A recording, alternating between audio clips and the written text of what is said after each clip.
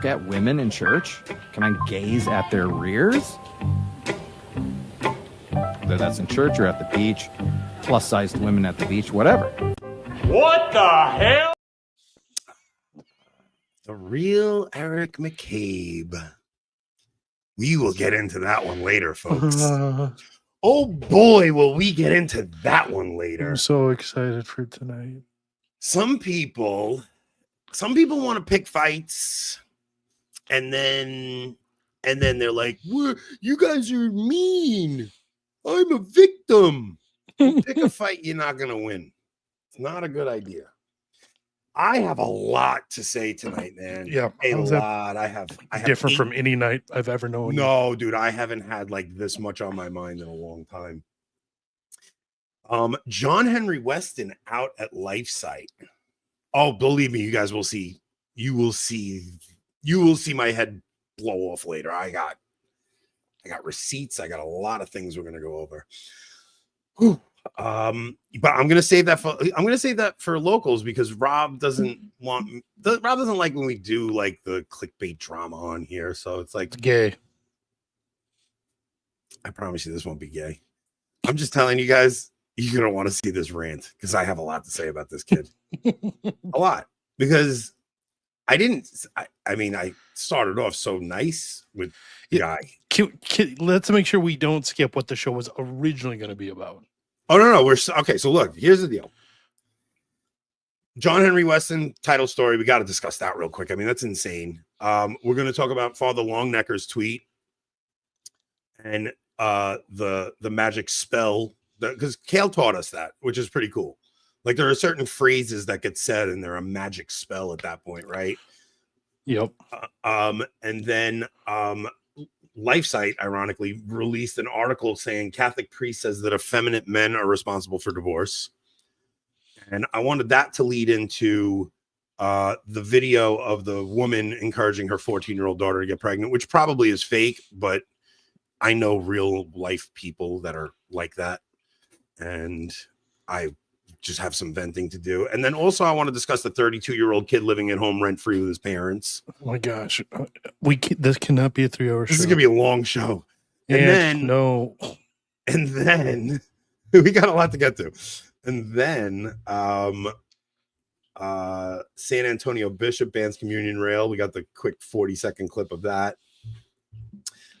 We got a heavy show. And then Pajot. I got a Pajot clip, which Rob's not going to like, but he'll actually like it. With three other hours worth of stuff, we don't need Pajot. It's going to go well with the Father Longenecker clip with that segment. So we got to remember that. But also, before I forget, I promised Don so that his wife would stop bugging him. The Catholic Land Movement has an upcoming event. Saturday, July 19th, 484 Angel Hill Road in Edmiston, New York. Join us for a day of practical workshops, speakers, and fellowship at the Rosa Mystica, New York on July 19th.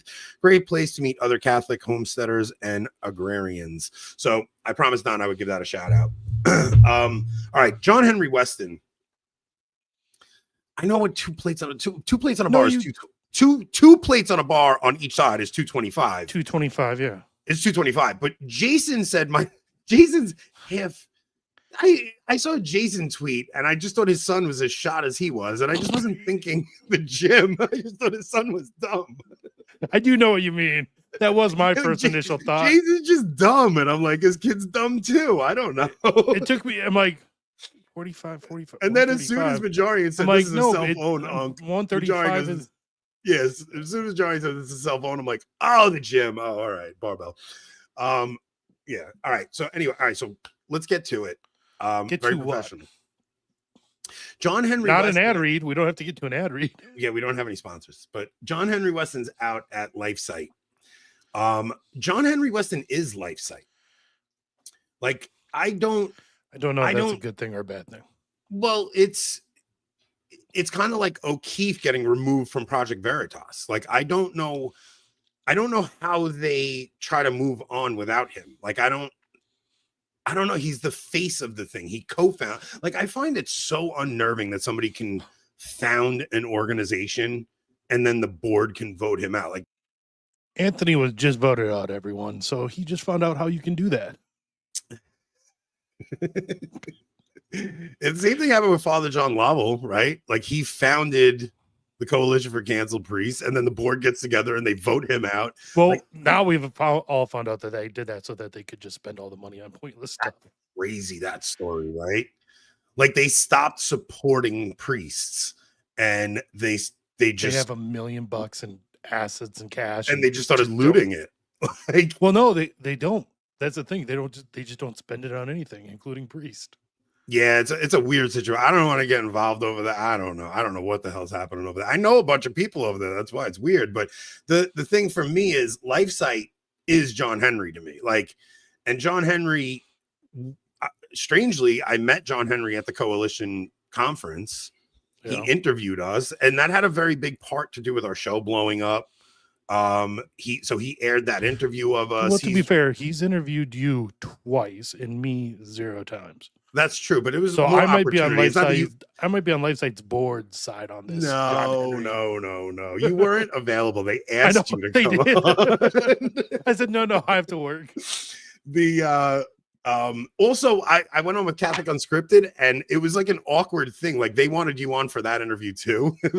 But it was like so last minute, and it was I don't know. So they want the next time they interview us, they're like, we want Rob on next time. So it was a similar thing. It's not that they only asked me. I love how anytime like we're doing anything with Europeans, it's always us that have to like get up at 9 a.m. on a Saturday instead of making them stay up until 3 a.m. on a weeknight. It's true. But LifeSite seems to be cleaning house. Seems that way, yeah. Right? Like they didn't just get rid of John Henry. So Stephen Cox was one of the reporters that is gone. I don't know who else. So wait.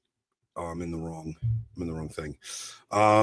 Seeing that, okay, so Edward Welsh said John Henry Westen, co-founder of the conservative Catholic site LifeSite News, is out as CEO and editor-in-chief. I'm hearing from multiple sources. Westen was removed by a 5-4 board vote as a majority wanted to chart a new course for the site after the election of Leo XIV. Now, I don't remember John Henry being particularly critical of Leo. No. Great. I'll be honest. I don't follow too closely to LifeSite or John Henry stuff, but when I talked to him, because remember when I talked to him right before I went to Greece, it was right before I went to Greece. It was like right after his election. Like we were both kind of like, all right, we don't know what's gonna happen here. But maybe Jason was right. Maybe Jason was right. Maybe he is. Grover, we have some theories that you are Jeremiah Bannister and that you're a secret fan of the show. I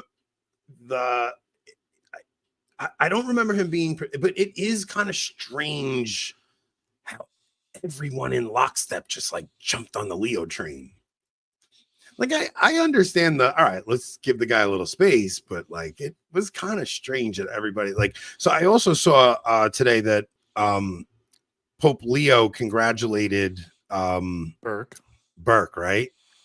Where is that? Here it is. Pope Leo has written to congratulate Cardinal Burke on his 50th ordination anniversary and thank him for his service to the church. Pontifex thanks Burke for the earnest care he has demonstrated, most especially for the law, which has also been of good service to the dicasteries of the Apostolic See. He has preached the precepts of the gospel according to the heart of Christ and has recounted his treasures, diligently offering his devoted service to the Church Universal, which is what a contrast from the way Francis treated him. Say what you want about him maybe being a Francis too on certain things. Francis would never have right about anyone, right? Francis didn't like anyone. Yeah, look. Well, the thing is, I get like LifeSite News. I guess they would have to do a total rebrand because they had a very particular brand, right? It's kind of like the Carnival Cruise thing, which I definitely want to talk about too. Like Carnival Cruise is no longer allowing rap music. They're no longer allowing fans. It's funny because their original brand was boomers. They're dying. So then they got a different clientele and now they have to ban them. So now who's going to go on cruises?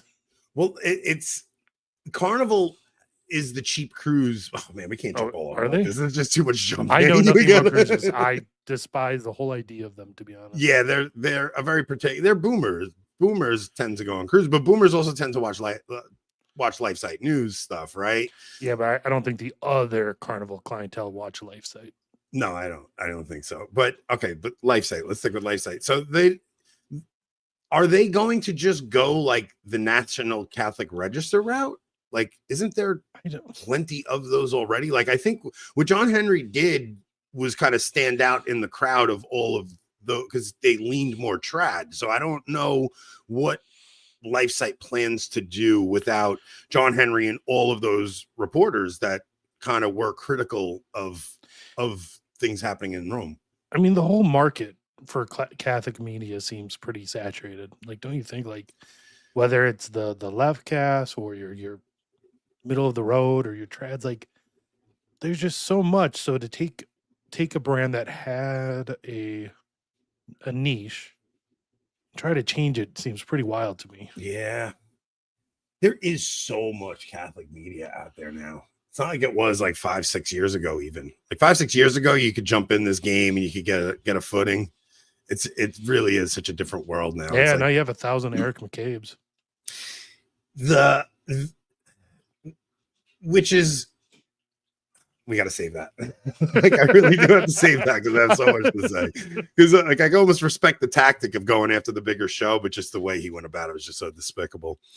Yeah, I don't know how they're gonna, I don't know, because like what happens to like the Bishop Stricklands now? Like what happens to the guys who are where is the place for that traditional Catholic still critical of the like all of the changes since Vatican II? Like, I'm still like, I may not, yeah, okay, Leo's not Francis, but like the war wasn't really about Francis. Francis was like a symptom of the real problems. Like, Francis just made it personal.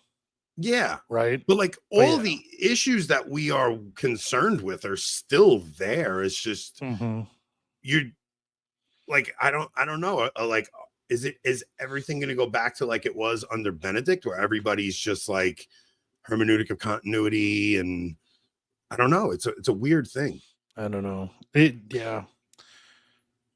Look, even for us, right? Like the last show we did with Hitchborn, I kind of liked how we did it. Like, we're getting away from like specifically Catholic news, other than like this opening segment, and we're more getting into like, okay, this clip can inspire a conversation. Like we did the Columbian Cathedral segment. We did there was like segments that we did where it's like, okay, look, we're not going to do church stuff specifically, but we'll do stuff that has to do with Catholicism, and that'll spur on a conversation. Like, I think that's more the direction this show is going to go until we do like deeper interviews and stuff. But like, I'm totally fine not doing. Well, that's what the show was until Francis had something. Till fiducia supplicans. Yeah, basically until fiducia supplicans. Yeah. So I don't know what LifeSite is going to like. Are they just going to be a generic Catholic news site? Like, I don't like. You need a nothing more boring than it's kind of like Daily. It's kind of like Daily Wire trying to give the comment section over to that other girl. I don't know what you're talking about. In the slightest. Brett was her name Brett Cooper? No idea. Oh man, you are the worst. You don't know anything. Okay. Brett Cooper was. I do know, but I didn't want to. Brett Cooper was at the Daily Wire, and she had the comment section, and they fired her and gave the gig to another girl. Right? She was moderator, and they fired her from the what? Something like that. So Brett Cooper goes in and tries to fill this spot, and when I tell you the show tanked, like Brett Cooper was getting hundreds of thousands of views, and she leaves, and the other girl takes over, and it goes down to lower views than our channel. Like, no joke. Like. Nah. How low a Daily Wire show getting lower views than us, like embarrassingly bad. But even this new girl they just hired, what was that girl that you just brought up? Isabel Brown gets the same views we get. Like, our show is in contention with shows that the Daily Wire is picking up. It's kind of bizarre. It's very strange. So they thought they could just replace it. What I'm trying to say is LifeSite is personality driven. It is a very specific group of people that enjoy that content. They love Bishop Strickland. With I mean, if you had asked me name one person on LifeSite other than John Henry Westen, I would have said Kennedy Hall 3 or 4 years ago, right? For like a couple of articles or something. Well, I know a few of the reporters. Yeah, but I wouldn't have been able to name them. Right. They're not like the face of the thing. So I don't know. They're going to have to find like everything now is so personality driven. It's not about putting out good news stories necessarily. It's like, I like Edward Penton. So I read Edward Penton. I don't just read generic Catholic news anymore. It's like everything is personality driven now. So I don't know what they're going to do. Seems kind of a strange move for me. I don't know. And especially since they could have probably done it amicably. Like you can't just release a press statement like this. Like the press statement they released, the way they went about it. This is what they release. Hang on, where is it? I don't know. It's in the list of 40 things you sent me today. All right. LifeSite announces that John Henry Westen is no longer CEO and editor-in-chief following a recent board vote. He is now on a well-earned sabbatical, spending valuable time with his family. We acknowledge the significant online speculation surrounding this decision, but wish to clarify that much of it is inaccurate. The board's decision was made after careful consideration, extensive prayer, and a commitment to best serve our donors, readers, and employees, guided by numerous factors aligned with our mission. And a commitment to best serve our donors, readers, and employees, guided by numerous factors aligned with our mission. We express our heartfelt gratitude to John Henry for his many years of dedicated service to LifeSite News and the pro-life cause. We wish him well during his sabbatical and ask for continued prayers for our organization as we move forward. I texted him.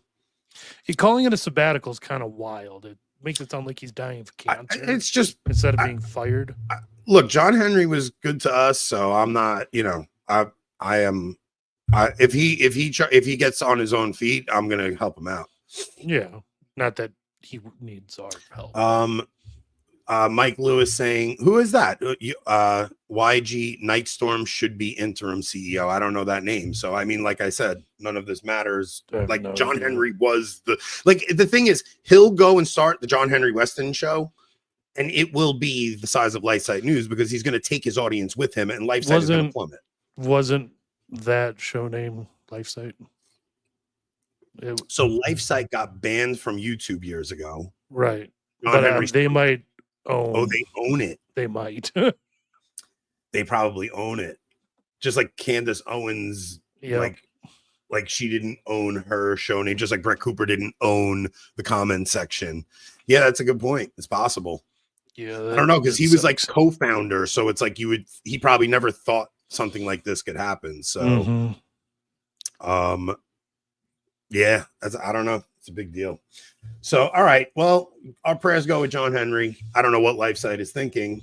They'd have been better off starting a new venture and just leaving him to take over there, I guess. But I mean, the fact that they mentioned donors, clearly, I mean, all these organizations are really run by whoever's donating the most money. So I bet you they're going to lose all of their donors without John Henry.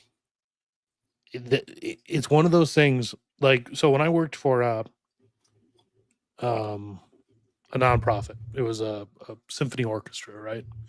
Like, yeah, ticket sales and stuff were important. We could have not sold a single ticket to shows and still been just fine because of endowments from rich millionaires who had died 10, 20 years ago, and like we were written into their perpetual endowment. So, there are organizations like that literally one or two donors, provide like 80-90% of the overhead. What do you think of this? You should think out loud what might cause donors to freak out. I can't say that on this side of the show. I could say that over in locals. You think so? I mean, think of what happened with our friends across the pond. Wow, man. Holy cow. They're everywhere. They're everywhere. I don't know what to do. Not yet, guys. Not yet. Yeah, we'll do it on locals. Come on. No, we're not going yet. All right, let's do Father Longeneckers. Let's do. But We'll do it on locals. We got a lot to cover Go today. deeper Holy than cow. the tunnels, Kale. All right, stop. It's YouTube, Rob. What's going on? What's the matter with you? All right, let's do Father Longenecker's tweet. Let's bring that up. Okay, that's only It's 30 400 messages tweets back. in. Hold on. Okay, I got it on my end. Oh, great. You got it. How do you know how to Okay. share your screen? I do, but I leave that to you. You're better at this. I hate Okay. you. So, Father Dwight Longenecker, who has me blocked, and I don't know why I like him. I think I'm like- blocked too, but I'll be honest, I don't really like him. I don't think he blocked me because he doesn't like me. I think he blocked me because I'm annoying. You know, like he thinks I'm obnoxious. Kind of related. I don't know. I think some people are annoying, but I still like them. I don't know. I'm weird though, so who knows? I all right. think So annoying, but I do like you. So I don't think Father Longenecker meant this in the way I took it. So if you were to travel back to an ordinary Catholic mass in the 1950s, it would not be very much like the highly ornate, beautiful aesthetic traditionalism of today. That first tweet, I don't even get it because like my TLM's not highly ornate. No, it's in an ugly Novus Ordo church. I went to a low it's mass. A church in the round. Yeah, it's very similar. It's like half in the round, a low mass that I went to on Sunday, and I actually like the less ornate, quiet low mass. I prefer low masses too, to be honest. I prefer it. Like it's silent. I was able to pray and like gather my thoughts. From what the old timers tell us, it was a matter of Father O'Finnegan strolling out and mumbling through his mass as quickly as possible while the faithful knelt and said and prayed the rosary. First off, I just want to point out that's his ex-Anglican English hatred of Irish right there on display. So Father O'Finnegan strolling out, mumbling through the mass as quickly as possible while the faithful knelt and prayed the rosary. Meanwhile, the altar boys were betting if Father could set a new speed record. This freaking phrase specifically has been on repeat. It's the only criticism I have ever seen of the pre-conciliar liturgy. I have never seen another criticism of the pre-conciliar liturgy. Ever. Nor have I ever seen any evidence supporting any of what he just said. So my response was, oh man, why did it screenshot that? It's got that stupid thing over it. I can't. What? Oh, there it goes. Never mind. From what the old timers tell us, you mean the revolutionaries who destroyed what was handed down to them? I'll still take the least ornate low mass with parishioners who pray the rosary of the Novus Ordo. But you had said something. I should have put your tweet in because you said I can find my own tweet. Yeah, find yours because you talk about it being hearsay. Like it's not even. Oh yeah, so I that was a reply like 20 replies down, but no, it's exactly hearsay. The tweet that I tweeted was more like you have someone say that and they're like, oh, well, did you see any masses like that? You know, and obviously they're too young. Like no, but and they're like, oh well, they told me. Have you seen any like actual statements from primary sources that that of someone who saw that? No, but my Aunt Ethel told me once. Your Aunt Ethel, who was like 8 at the time, and like, come on, they never can actually show any of what they claim. So Eric Sammons wrote, when I was working in Florida diocese dominated by boomer era Catholics, I noticed that every story I heard from them about the bad old days of pre-Vatican II Catholicism sounded eerily the same, down to even the exact same phrasing at times. It was clearly a sign of brainwashing. Some of them weren't even old enough to remember much of the 50s Catholicism, but they would assure me they experienced how bad it was and how I was too young to understand.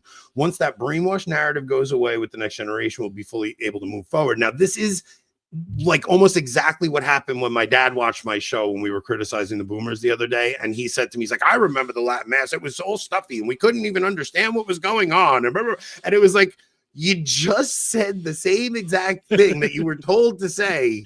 Like you were told to say that and you like registered it in and it stuck with you. And like, you're just repeating the thing they told you to say because they all say the same thing. In like, they show how ignorant they are about the TLM when they say that, because what do you mean mumbling? The mass is said quietly. You cannot hear the priest anyways.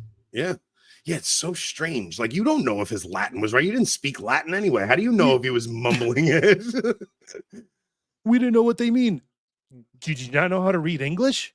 Because like Latin English missiles were all over the place. It's also the era of the radios invented in like when was the radio invented? Like the early 20s? Dude, it's invented by an Italian and you don't even know when it's invented. I know, it's like the early 1900s, like where you start getting like real radio programs and like. I mean, in America, the radio was in almost every household by like the 30s.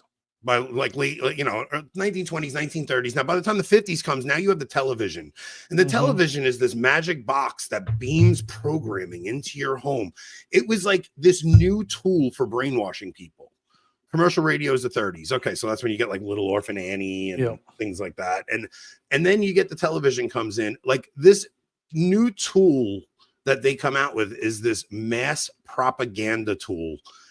And they use it to brainwash an entire generation into just completely upending everything and thinking they needed a cultural revolution. But it's so good that they make them think it's a grassroots thing, but they're manipulating the whole thing the entire time. We saw it happen with the BLM riots and stuff like that. Like every single thing is manipulated. There's money that goes into the protests and there's money that goes into everything, but they all think it's this, we're a generation of revolution. This revolution carries on into the council. And that same propaganda machine that they used on the culture, they used on the same people that are going into the council, and everybody comes out spewing the same stuff. And this whole thing neuters the church, it dismantles sexual ethics and destroys the family. Everything is like intended to upend Christian society, and it just happened. And it's still happening today. And even like these wars that we're having between the trads and the Novus Ordos and stuff like that, like half of it's manufactured on social media. You go to a parish and you don't see that on the ground. It's just, we're over here arguing for it because we're fighting with bots. The church was growing in the U.S. during the 40s and 50s. Bishop Fulton Sheen was on, if not the most popular public figure, one of, if not the most popular figure on TV. Their catchphrases are copes to justify the radical change.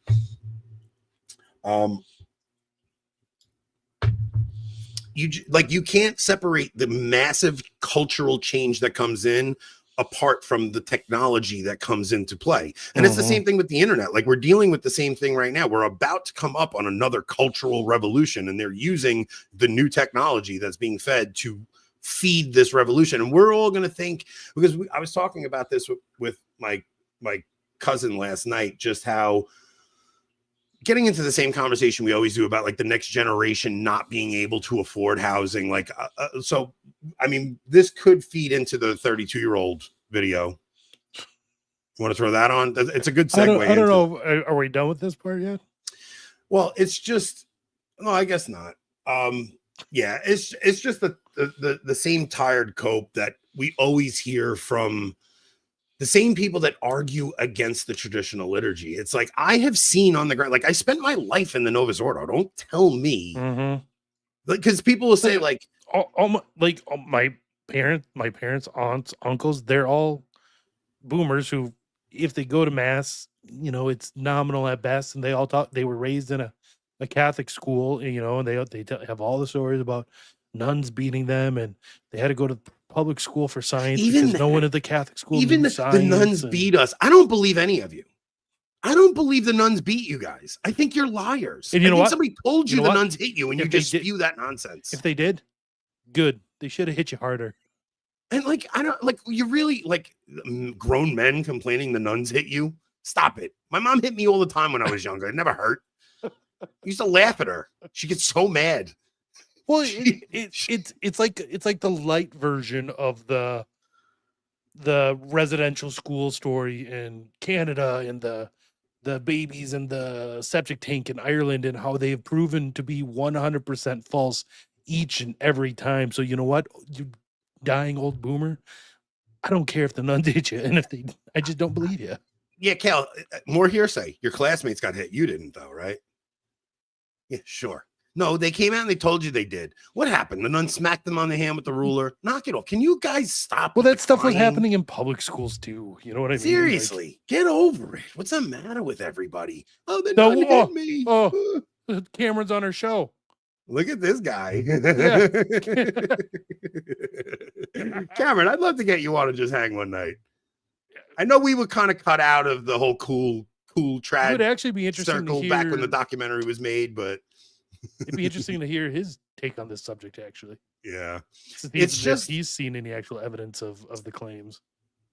I just think it's so bizarre that, like, because there's the same catchphrases that you hear over and over, like even the like everything we're saying, the nuns hit us, all this, like, I don't think any of this stuff happened. And the reason I don't think it is because when they tell me that the residential school thing in Canada happened and then you find out it's nonsense. You hear about the stories over in Ireland, and you find out, nah, that's nonsense too. Like, how much of the stuff you were told about the horrible state of the church before the council is just propaganda that you were fed through TV?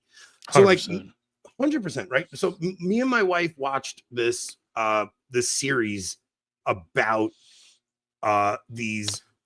It was about an Irish these Irish nuns who were dealing with children being adopted, and this woman she was a teenage girl and she got pregnant and she went to the nuns for help, and they basically adopted her child away and told her child died. And I'm like, we watched this thing and I'm just like, my wife's like, this is horrible that this happened. I'm like, this didn't happen. This didn't happen. Like, we're watching something to make us angry at something that never happened. It's like all of it. It's just anti-Catholic propaganda. I don't believe any of it. And it's all going to come back to those donors pressure people. It's just, I just think all of it is nonsense. Like, I don't see any evidence of, I grew up in the Novus Ordo. I went to 2 Novus Ordo masses last month because I had to. Like, I know what it is. You guys can't fool me. I'm not like some rad trad who grew up in the SSPX and I just like, I know what it is. I know. Spent a lot of time there. Like, you're not going to altar tell boy. me. I went through CCD. Yeah, don't try to Ned. convince me. I went to the Steubenville conferences. I know, guys. It's not good. Like, stop it. It's like, man, we're gonna get into what Sede Picante said and stuff with that Eric McCabe guy too. It's just, why did I go to the Novus Ordo? I'm not like, I don't think like the Novus Ordo isn't the mass. I don't know. Like, if I have to go, I'll go. I don't like it, but I will. Like, yeah, Anthony knows what he was talking about because he was beat by Novus Ordo nuns. No traditional nuns ever hit me, I'll tell you that.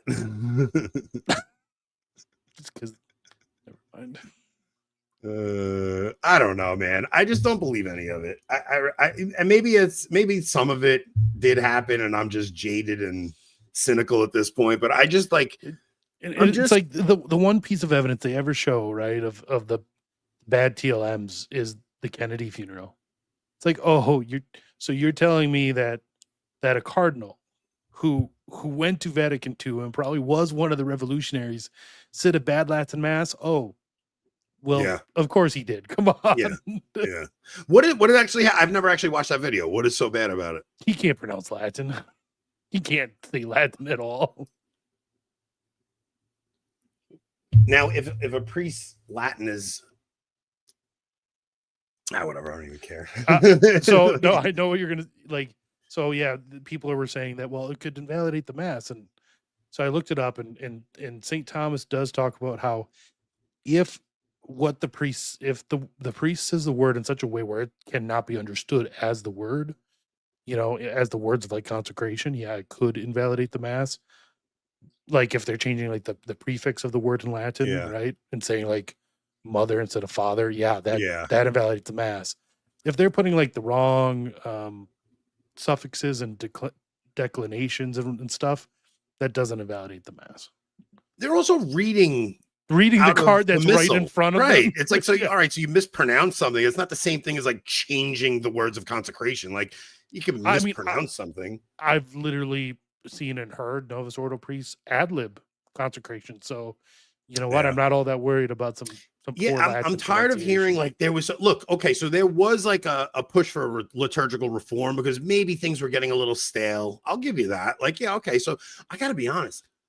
sometimes I go to a high mass and it's an hour and 40 minutes, and I'm like, I wish we kind of got one of those speedy mumble through the mass and got me out of there quicker. Like, I'm not so averse to a 40-minute mass. I'm not like, I'm okay with a 40-minute mass. I'm okay with a 35-minute Novus Ordo daily mass. Like, it's okay. That's another thing. Like everyone who says, "Oh, half-hour low masses." Have you guys never gone to daily mass? Daily mass is 35 minutes. There's no music. It's nothing. Right. You just go. You're one reading. No, maybe a sentence or two for a homily. Like that hasn't changed. So give me a break. And it's like you actually like that. Like who? Come on, listen. Like obviously, I want the mass to be a little quicker. Come on. I understand a high mass with a beautiful choir obviously is more pleasing to God, right? I understand that. But if we're talking simply about preferences, which, everyone says the TLM is just our preference. It's like, no, it's theologically just better. But if we were talking about preferences, I don't need to sit through some choir chanting the Gloria. I really don't. Or the Creed. Or just give me the low mass. I'm going to show you exactly what the problem is with what we're talking about. And play this video. I just sent it. Play this video because this is what I'm talking about. Let's play this. This is what we're talking about right here.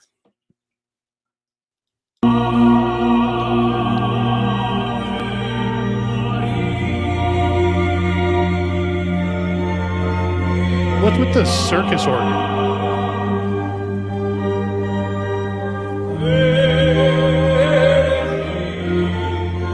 We don't have to play the whole thing, but Andrea Bocelli singing the Ave Maria. Beautiful, beautiful.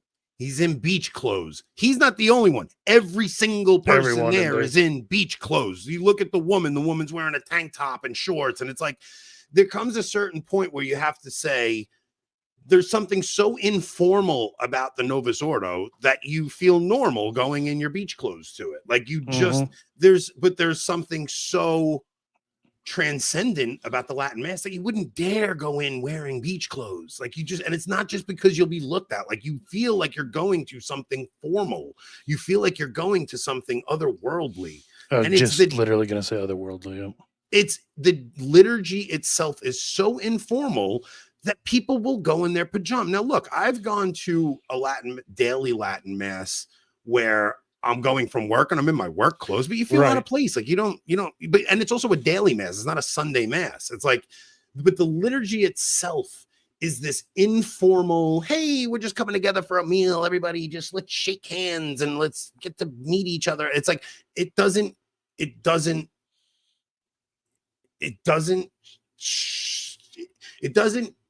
display what it claims to be, which is where heaven meets earth, the holy sacrifice of Calvary. It just doesn't engender that in any way whatsoever. So, I mean, you can't, and it's like, and they're not even like dressed that bad, those people. Like they're dressed in nice shorts and collared shirts. Most Novus Ordo masses. Yeah, that's the point. Like I've seen girls in yoga pants and tank tops, and it's like it's just baffling to me that people can't see. Like I see it.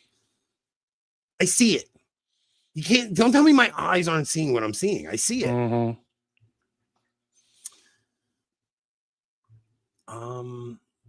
Yes, it's a Protestant way of worship. Of course it is. Like it just is. Could you have John Farrell from Annulment Proof on the show now? No. Absolutely not. I don't even know who he is. I just know everybody keeps bugging us at him. I really don't know who he is. Yeah, no, that's what they're telling me. Don't believe your lying eyes. Don't believe your lying eyes. Like I know, I see it every week. Yoga pants every week. It's the same thing. And it's just, you see people go receive communion, they rush out the door. It's just, and it's not, I'm not even knocking the people because it's not like it's really not the people wearing the clothes that are the problem. It's the liturgy itself tells them it's totally fine to do. And there's no reason for them to think otherwise. It's like people really are just going, they want to get in, they want to get out, they just want to go do that, so they can say they fulfilled this Sunday obligation and get it over with. And it kind of just is that. I don't know. All right. right. We'll just be seen as the evil trads who hate the Novus Ordo, I guess. What are you going to do? All right, we got 20 minutes left. I want to do 2 clips. I want to do this crazy broad. Hit the button so you know it's a segment change. All right, so well, I know just so this. you know, yeah, we never have videos of women when they are being sane. So you can't say, we want to play the clip of the crazy broad, because all clips of women are clips of crazy broad. Don't exactly do much to elevate women on this show. I will say that is correct. We'll have to do a segment on, like, a positive segment on women soon. Hold your breath, guys. It'll be soon, I promise. Not that soon, but it'll be soon. Stop it. I don't like being on by myself. All right, let's get this crazy lady on. I'm fairly certain this video is a troll, right? But the point, will that stop us from talking about it? Absolutely not. No, because it spurs a conversation on.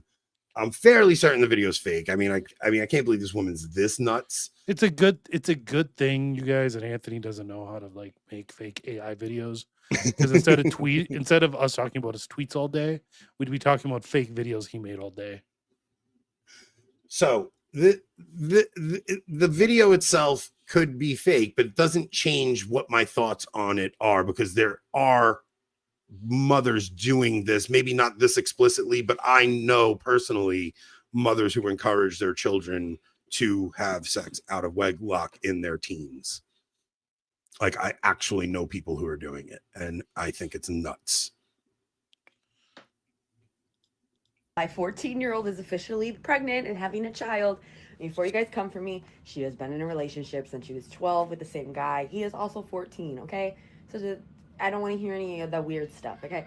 So at first I was a little taken back when she said that her and her boyfriend were trying for a baby because she's 14. And I was like, girl, like, you can't handle a baby at that age. But she knows I really love puppies and I really love kids. I mean, it's clearly we fake. talked about it in the she said she thinks she's ready and that she's mature and she's a lot more mature than the kids in her class, that she's been with him for 2 years and that they think that they're ready. And I brought up the concern, like, hey, you're in school, how are you supposed to go to school? And she said, well, Mom, you love kids, you can watch my baby during the day. All right, you can take that. It's clearly fake, right? It's clearly a troll. Why are we watching this? Because because it's going to spur on a conversation. That's why the point of these videos is to spur a conversation.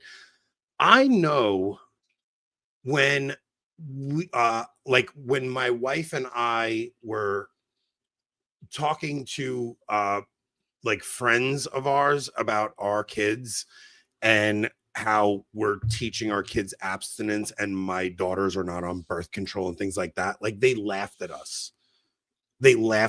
And we are talking about people who buy their teenagers condoms and get their daughters on birth control. I know one mother who's worried that her son is same-sex attracted, so she is letting him have girls sleep over and giving them alcohol at 15, 16 years old, hoping that her son sleeps with the girl, because this is psychotic behavior.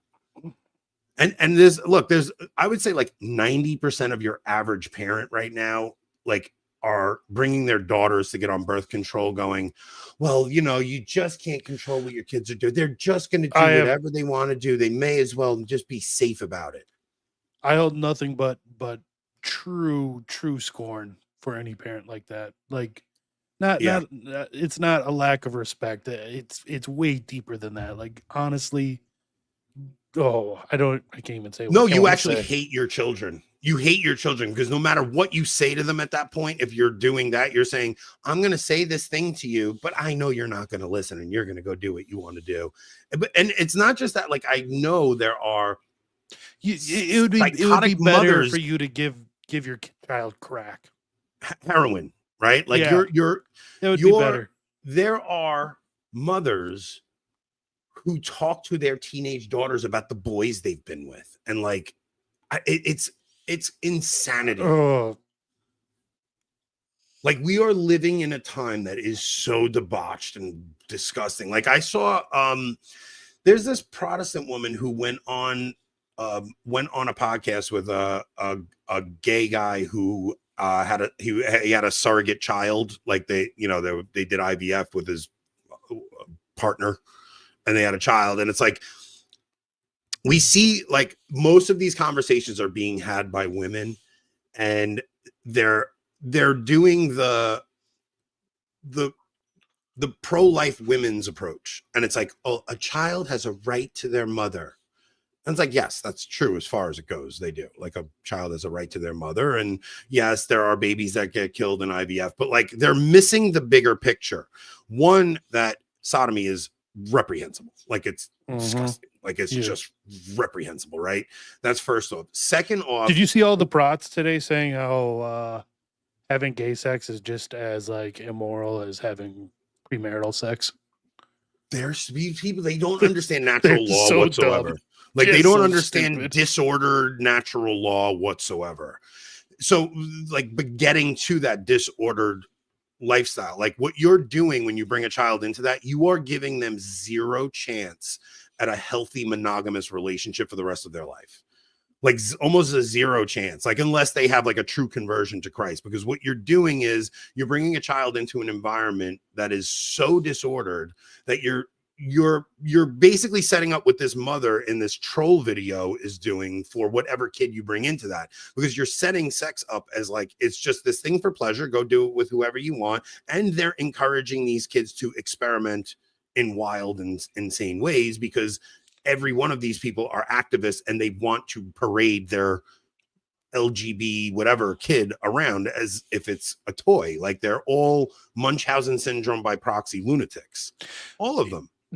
There will be studies done in the future on like what the hell happened to these couple generations of women that literally made them all clinically insane.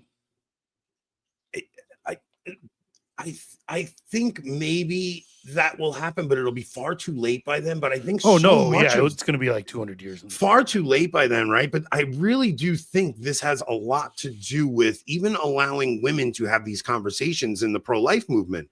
Like, it's so worried about like saying the real issue that's happening, and it's like yeah, IVF is gross because it commodifies kids.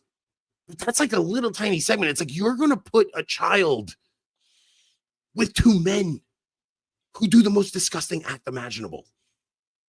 Like, how can we as a society be okay with this? It's so insane.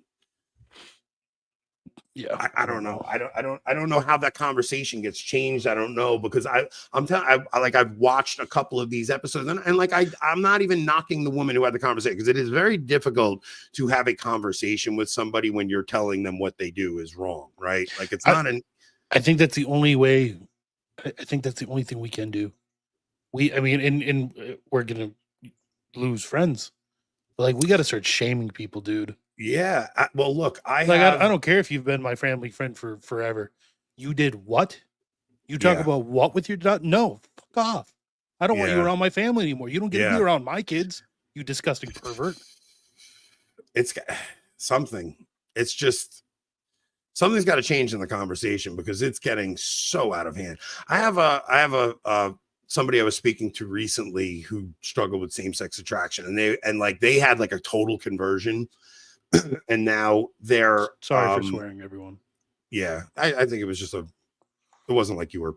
Yeah, it wasn't like a Tim Gordon swear for the sake of swearing. I think you were just welled up with the emotion at the moment. But I have somebody I spoke with recently who like got out of that lifestyle, and I'm trying to be vague because I don't want to say who it was, but they now work they now work in the field of like counseling. And he was going through this training for the counseling, and in the training program, the trainer brought up Pope Francis and Fiducia Supplicans, and he went nuts. And he's like it just completely set him off. He's like, you have no idea how enraging it was to sit there and listen to this person tell me how, like, I'm going through this training program on counseling, and they're telling me how the church is okay with this kind of stuff now. Are you talking about Jason again? Jason and his daughter, who could only put up 135 pounds. I'm kidding. I'm only kidding. Yeah, it's just I don't know. It just gets harder and harder to watch these conversations happening because they're not being had properly. And I don't know. I'm afraid. Not I'm afraid. I don't know if I feel comfortable having like a sit down with a well-known married gay man. And I mean, I probably would just have to lose it and just be like, you're disgusting. Like, you're gross. Like the fact that conservatives let a guy like Dave Rubin into the inner circle of conservatives, like you people have no shame. Like, what are you doing? How are you making him a voice in conservatism? I saw Kale going off about Jordan Peterson talking to David French, and he's like Jordan Peterson's just like a slave to his podcast at Daily Wire now, but it's like, all right, so Jordan Peterson trying to normalize David French into conservative conversations, but it's like somebody normalized Jordan Peterson. Maybe I helped with that. You did. Put him into conservative conversations because he's always been a lib, and the thing is, things were so crazy when things like 2015 to 2018, things were so insane that like a guy coming in and going, clean your room. It was like, whoa, he's so trash. It's like, clean your room, stand up straight, and like we all bought it, and it's like, that's how bad things were. Look, I do think Jordan Peterson had some valuable things to add to the conversation, but it's like these are libs who just think the trans his wardrobe was not one of them. No, it wasn't. But these are just like liberals who think like the gender stuff went crazy, and like but like with James Lindsay, all these guys, these are just libs who were like, they're just 2012 libs. They're not 20. Yeah, like the gender libs. Stuff went too crazy. So like they spoke out against gender stuff, and we all thought like, oh, these are good guys. And it's like, no, they're not. They're not. They're still libs. Yeah. And now they've Trojan horsed their way into the conservative movement. And now we have the Overton window is shifted so freaking far at this point. It's just nuts. We're going to have to stop playing the game. You know what I mean? Like, we're going to have to, with the structures that we have in society today, we will not be able to get back to a place of sanity. You know, we're not going to vote our way out of this. You're not going to, it doesn't matter how many so-called conservatives you get on your local school board or on your local city council, none of that's gonna work. I think that they're orchestrating another revolution, though. Like, I really do. I think they're manipulating into another, like, because this current system can't go on the way it is. Like, God can't allow it to. It's just too degenerate at this point, right? Like, God is. At a certain point, if a father, like somebody just said, if you spare your child the rod, you're like, right? Where did they put that? This goes for God as well. Like, spare the rod, spoil the child. Like, God has spared the rod for too long. Like, something needs to happen at this point. And I was talking to my cousin last night about it. It's like, okay, so it's going to be something like the remnants of what are going on now will be included, just kind of like the Roman Empire when it collapsed. Like, Christianity kind of picked up the pieces and built something after. Like, something's got to be built after this. Like, this current thing just can't continue. I mean, it's on its last gasp and it's spitting on fumes right now, and there's not much left to it. I don't know when that happens or how soon, but well, it was like the political order 110 years ago, right? Going into World War I. I mean, it was on its last gasp. The world order that had been built at the end of the Napoleonic Wars, you know, it barely survived the revolutions of 1848. It somehow survived that. Then you had, you know, the Italian unification and the German unification. But it was on its last legs there going into the 1910s, and every country felt it. Every country was hungry for war, right? They were ecstatic when World War I finally kicked off. You know, they were ecstatic. There was parades, there were celebrations. They you know, they were ready for that world to end, and it did. Obviously, I mean, World War I was like a European suicide. It was a suicide of Christendom, basically, right? And you had the U.S. come in, and you had the U.S. kick out the Habsburgs, and you had Germany working to overthrow the Tsar, and then of course we worked to overthrow the Kaiser, and then you had this hollow shell of Europe that limped along until some certain peoples tried to tried to bring some pride back to their nation, right? and did so maybe in very poor ways. maybe some poor decision making there, but what I mean, World War II was an attempt by both sides, by one side to finish what had been started, and by the other to rectify something, right? Yeah.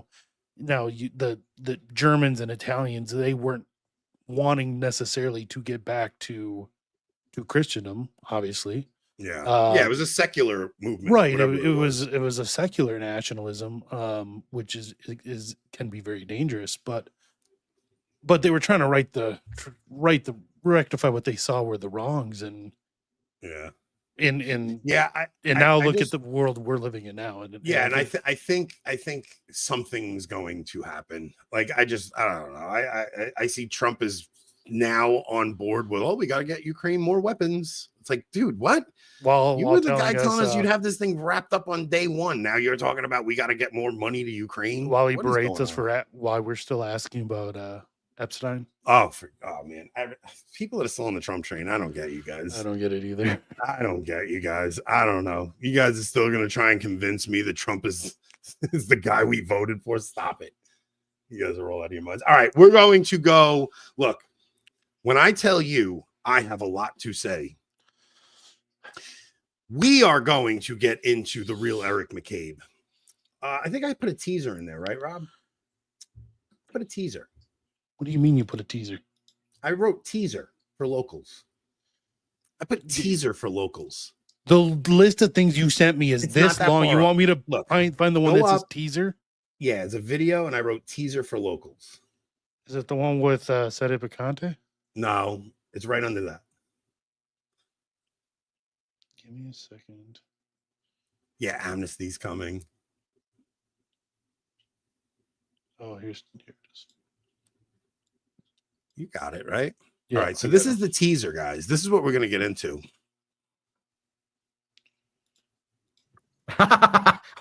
Anytime, anywhere. Dude, wouldn't that be a waste of our time?